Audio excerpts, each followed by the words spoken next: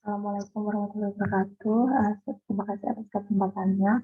Sebelumnya, perkenalkan saya Rizky Aditya Agustinhat. Di sini akan menyampaikan studi kasus mengenai corporate office building. Langsung saja untuk topik yang akan dibahas. Yang pertama itu ada ringkasan eksekutif dan juga ringkasan hasil. Yang kedua ada rekomendasi value engineering. Yang ketiga ada ringkasan rekomendasi utama. Lalu yang terakhir adalah kesimpulan. Nah, untuk di bagian ringkasan eksekutif dan ringkasan hasil, dokumen ini merupakan laporan rekayasa nilai atau PE yang diadakan pada tahun 1994. Nah, ini atas permintaan dari perusahaan investasi real estate. Dari deskripsi proyek sendiri ini, fasilitas kantor komersial ini terdiri dari ruang sekitar 800.000 kaki persegi dengan 3 tingkat parkir basement, 3 tingkat pertokoan, 1 tingkat untuk restoran, dan 2 gedung perkantoran dengan masing-masing 17 lantai. Lalu untuk biaya sendiri, desain berada pada tahap pengembangan desain dengan perkiraan biaya konstruksi adalah sekitar $71 juta dan sudah memasuki progres sekitar 60%. Dari tim sendiri, 4 tim melakukan penelitian yaitu arsitektur, struktur, mekanikal, dan elektrikal. Nah, anggota tim ini diambil dari kantor konsultan VE, perencana, dan juga pemilik atau owner. Kendala utama dari studi proyek ini adalah untuk mempertahankan image dari arsitektur bangunan itu sendiri. Selanjutnya dari ringkasan hasil, tim menghasilkan 130 ide untuk meningkatkan nilai proyek. Nah, dari ide ini 50 proposal termasuk alternatif telah ditulis. Itu merekomendasikan peningkatan biaya awal sebesar 14,5 juta. Nah, jika semua proposal ini dilaksanakan, itu akan menghasilkan tambahan tahunan penghematan dalam pengoperasian fasilitas dan pemeliharaan sebesar $500.000 per tahunnya.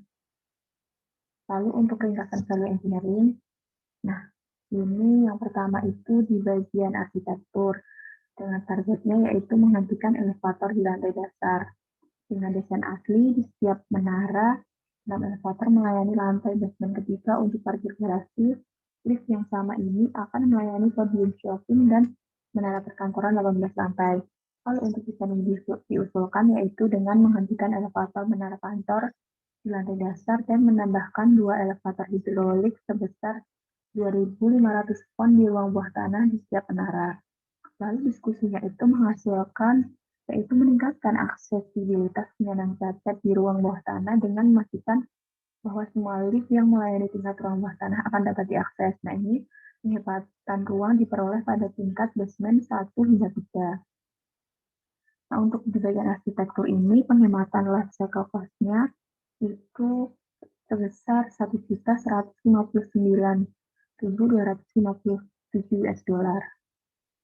Nah, untuk yang di sebelah kiri ini adalah desain dari elevator yang diusulkan di lantai atas dasar.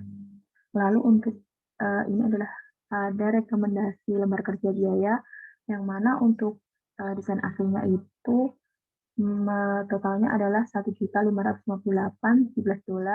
Lalu untuk desain yang diusulkan itu sebesar $499.295, maka untuk penhempatannya itu sebesar $1.058.722. Nah, selanjutnya di bagian struktur itu menggunakan konstruksi lantai precast hollow core plank, di mana dengan desain asli itu adalah tipikal konstruksi lantai untuk semua lantai. Di atas lantai, satu basement adalah beton cor di tempat.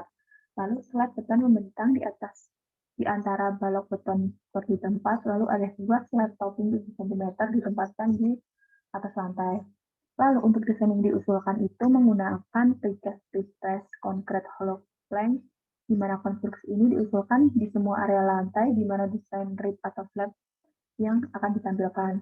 Lalu menggunakan papan cetak atau precast yang memiliki tebal 25 cm dengan lantengan topping 7 cm. Lalu deskripsi ini menghasilkan desain penghematan yang signifikan dalam biaya dan waktu konstruksi. Penggunaan produk pracetak struktural sangat direkomendasikan penggunaannya karena ekonomis dan tersedia. Selanjutnya, di bagian struktur ini, penghematan life cycle cost-nya itu sebesar 1.441.800 US dollar.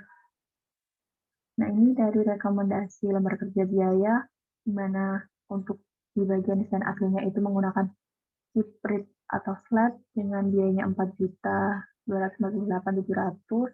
Lalu dengan desain yang diusulkan itu menggunakan hollow core plank sebesar 2.806.900 dolar.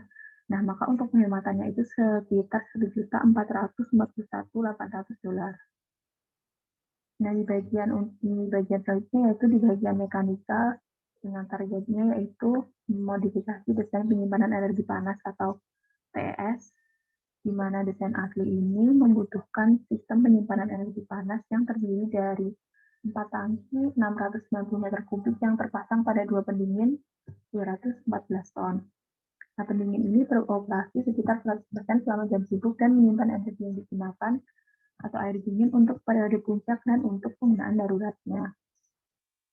Lalu untuk desain yang diusulkan yaitu dengan menghilangkan level basement 4 dan 5 dan memindahkan ruang pompa ke level basement 1. Proposal ini dapat diimplementasikan hanya jika elevator dihentikan di lantai dasar. Lantai harus dijatuhkan 2 meter dan ketentuan dibuat untuk ruang lift di bawah lift yang berhenti di lantai atas. Lalu untuk diskusinya yaitu alternatif akan membutuhkan sekitar 124.000 dolar, konstruksi tangki dan dampak sewa itu berkurang karena relokasi ruang pompa dari lantai 1 ke ruang bawah tanah. Nah, ini proposal ini menunjukkan pengembalian investasi sebesar 48,4%, di mana ini lebih tinggi dari desain aslinya yaitu sebesar 21,3%. Nah, untuk penghematan life cycle cost-nya di bagian mekanikal ini dengan total 975 US dollar. Nah, ini adalah desain dari nya sendiri, desain yang diusulkan. Lalu untuk rekomendasi lembar kerja biaya itu dengan desain aslinya itu menghabiskan 4.965.630 dolar. Lalu untuk desain yang diusulkan itu sekitar 3.990.620 dolar. Maka untuk penghematannya itu sebesar 975.10 dolar. Selanjutnya di bagian elektrikal yaitu mengkonfirmasi ulang distribusi listrik, yang mana untuk desain asli ini sistem menggunakan pengisi 13,8 kV dari ruang perusahaan listrik lokal yang terhubung ke pemilik 13,8 kV switchgear dengan 4 transformator KVA untuk menurunkan tegangan. Nah, daya umum MSB ini dihubungkan melalui transfer pemindah otomatis atau ATS. Dengan desain yang diusulkan yaitu yang pertama menghapus sistem saluran bus, lalu memindahkan transformer di lantai bangunan, selanjutnya mengurangi ukuran peralatan dengan menggunakan HVAC, lalu menggunakan lebih dari 2 untuk distribusi daya umum dengan 220 volt sekunder dengan menghubungkan semua kabel 13,8 loop. Nah, loop ini dapat dicapai dengan melintasi jembatan lantai 17. Lalu dari diskusi yang dihasilkan itu, sistem dirancang sangat mahal tanpa fleksibilitas untuk mentransfer daya dari satu menara ke menara lainnya. Penggunaan saluran bus membutuhkan biaya perawatan yang jauh lebih banyak daripada kabel. Maka sistem ini diusulkan harus menggunakan bahan standar untuk memaksimalkan persaingan. Nah, untuk bagian elektrikal ini, penghematan life cycle cost-nya sebesar 1.897.974 US dollar. Nah, ini adalah desain dari konfigurasi listrik di bagian konstruksi lantainya yang diusulkan, lalu ini ada alternatif 1 dan alternatif 2-nya. Nah, di bagian elektrikal ini, biaya desain aslinya itu menghabiskan biaya dengan total 2.515.380. Lalu selanjutnya untuk di bagian desain yang diusulkan itu menghabiskan biaya sekitar 781,41 dolar. Selanjutnya menuju ke ringkasan rekomendasi utama. Nah, dari ringkasan rekomendasi utama ini, dari berbagai kategori, ada arsitektur, struktur, mekanikal, dan elektrikal, itu menghasilkan penghematan siklus hidup total sebesar 19.430.616.17 dolar. Nah, selanjutnya itu 16 propos di bagian arsitektur, itu ada 16 proposal dihasilkan dengan batasan bahwa tidak ada fitur atau konsep arsitektur utama yang akan disentuh. Nah, area utama yang terisolasi itu adalah sebagai berikut. Yang pertama, ini penghematan sekitar 1,33 juta dengan rekomendasi yang diajukan, yaitu menghentikan elevator di lantai dasar atas. Lalu yang kedua, dengan menambahkan lift hidrolik untuk basement. Yang ketiga, menghentikan satu tepian elevator di setiap menara pada lantai 16. Lalu yang kedua itu penghematannya sekitar 750.000 dolar, yaitu dengan menghilangkan eskalator dan tangga di sisi utara hingga area kantor yang baru diusulkan. Lalu yang ketiga itu ada penghematan sebesar 500.000 dolar dengan menggunakan dinding penthouse yang lebih murah namun tetap memadai dan modifikasi dinding interiornya. Lalu di bagian struktur itu ada 9 proposal struktur dasar dan opsional yang akan dikembangkan dengan item utamanya adalah sebagai berikut. Yang pertama itu dengan mempertimbangkan papan lantai paceta untuk salah satu atau kedua lantai basement dan perkantoran. Itu akan menghemat sebesar 1,44 juta. Lalu yang kedua itu menghilangkan basement lantai 4 dan 5 yang digunakan untuk penyimpanan tangki dan memindahkan ruangan untuk tangki. Itu akan menghasilkan penghematan sebesar 530 dolar. Lalu yang terakhir adalah dengan memodifikasi desain plat lantai menggunakan plat dan balok dua arah dengan penghematan sebesar 800.000 dolar. Di bagian mekanikal, ada 17 proposal mekanik dasar dan opsional dikembangkan dengan item utama. Yang pertama itu menghilangkan penthouse lantai 2 dengan berlokasi tangki air di atap dan bersamaan dengan menghilangkan ruang basement lantai 4 dan 5. Itu penghematan sekitar 1 juta dolar. Lalu yang kedua itu mengubah sistem penyimpanan energi thermal TES dengan merelokasi tangki di basement lantai 1 sampai 3 dan memindahkan ruang pompa ke basement lantai 1 dengan penghematan yaitu 450.000 dolar biaya awal dan 54.000 per tahun. Lalu yang selanjutnya ini meningkatkan kotak cakupan variabel volume udara atau VAP dengan penghematan sekitar 370.000 dolar dan 25.000 dolar per tahun. Yang terakhir yaitu menggunakan lampu trover untuk distribusi sebagai pengganti linear diffuser yang akan menghasilkan sistem plafon yang lebih fleksibel untuk tata letak penyewanya dengan penghematan sekitar 265.000 dolar. Nah, di bagian selanjutnya, di bagian elektrikal itu ada 9 proposal untuk elektrikal atau listrik telah dikembangkan. Dengan gagasan utama, yang pertama itu mengkonfigurasi ulang distribusi listrik menggunakan tegangan tinggi ke penthouse dan memindahkan ke berbagai lantai dengan penghematan sekitar 1,73 juta dolar. Lalu yang kedua itu konfigurasi ulang distribusi listrik HVAC menggunakan peralatan 380 volt daripada peralatan 240 volt. Ini akan menghasilkan penghematan sebesar 1,3 juta.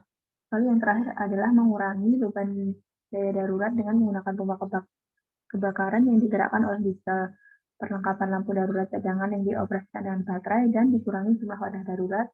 Dan selanjutnya itu mengurangi jumlah generator akan menghasilkan penghematan sebesar 650.000 dolar.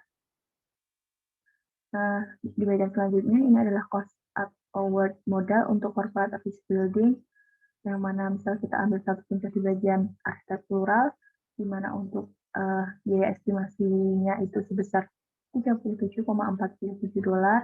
Lalu setelah dilakukan rekayasa nilai diharapkan mampu menjadi 32,23 dolar. Nah, kesimpulannya yang pertama, tim VE itu mengembangkan 45 proposal yang diajukan untuk perubahan.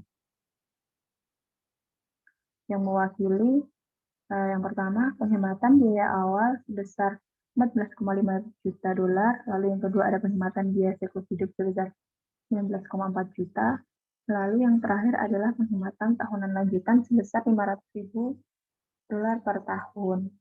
Selanjutnya, singkatnya ada sekitar 50 ide. Nah, jika diterapkan, penghematan itu hingga 14,5 juta.